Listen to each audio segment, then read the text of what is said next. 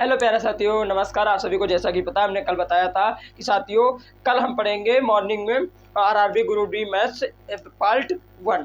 आप सभी को बताया भी था, हमने इंस्टाग्राम पोस्ट भी किया था। तो साथियों उसी का आज पार्ट 1 हम पढ़ने वाले हैं। पार्ट 1 में साथियों हम लोग पढ़ेंगे कि लाभ एंड हानि होता क्या है, या लाभ एंड हानि के फार्मूलेज और विक्रय मूल्य, क्रय मूल्य, अंकित मूल्य, ये सब क्या होते हैं, इनके डिफरेंशिएशन के बारे में पढ़ेंगे। तो साथियों आप हमारे चैनल में पहली बार जुड़े तो हमारे चैनल को सब्सक्राइब कर लें, वीडियो को लाइक करें, शेयर करें, कमेंट करें और बेल आइकन दबाना ना भूलें, जिससे कि आपको हमारे नए वीडियो के नोटिफिकेशन जल्द से जल्द मिल सके। साथियों आइए स्टार्ट करते हैं। सबसे पहले कंसेप्ट, तो हमारा पहला कंसेप्ट है कि विक्रय मूल्य। क्या है? विक्रय मूल्य, यानी कि विक्रय मूल्य होता क्या है, यानी कि विक्रय मूल्य होता क्या है। तो लिखा है कि किसी भी वस्तु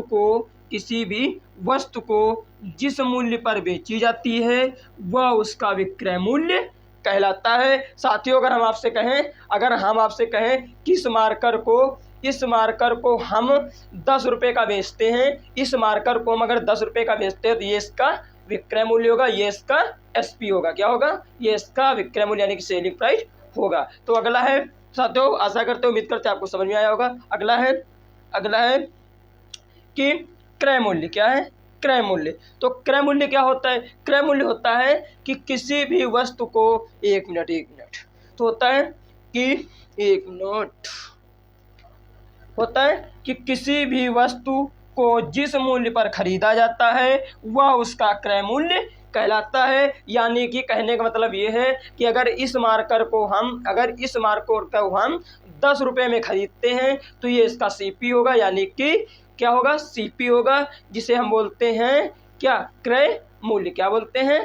क्रय मूल्य। तो साथियों इतना समझ में आ गया होगा कि किसी भी वस्तु को जिस मूल्य पर खरीदा जाता है वह उसका क्रय मूल्य होता है, यानी कि सीपी होता है, कॉस्ट प्राइस होता है। उसके बाद बात करते हैं अंकित मूल्य की, जिसे हम बोलते हैं एमपी। क्या बोलते हैं? Market price. पढ़ो तो लिखा है किसी वस्तु पर छपा हुआ मूल्य उसका अंकित मूल्य कहलाता है। किसी वस्तु पर छपा हुआ उसका अंकित मूल्य कहलाता है। साथियों जैसा कि आप सभी जानते हैं कि हम कोई मार्केट से प्रोडक्ट खरीदते हैं तो उस पर हमारा मैन्युफैक्चरिंग रेट पड़ा हुआ होता है, जिसे एमआरपी बोलते हैं। जैसे मान लो किस इंक की डिब्बी पर हमारे जो प्राइस पड़े हैं, एक सेकेंड दिखाते हैं, कहाँ पड़ा है,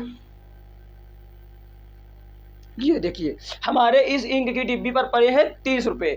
तो इस पर जो रेट छपा हुआ है वही क्या होता है? इस वस्तु का अंकित मूल्य होता है, वही इसका क्या होता है? अंकित मूल्य होता है। अगर हम एक एग्जाम्पल के तौर पर समझें कि जैसे मान लें कि जो सीपी, एसपी और एमपी होते क्या हैं।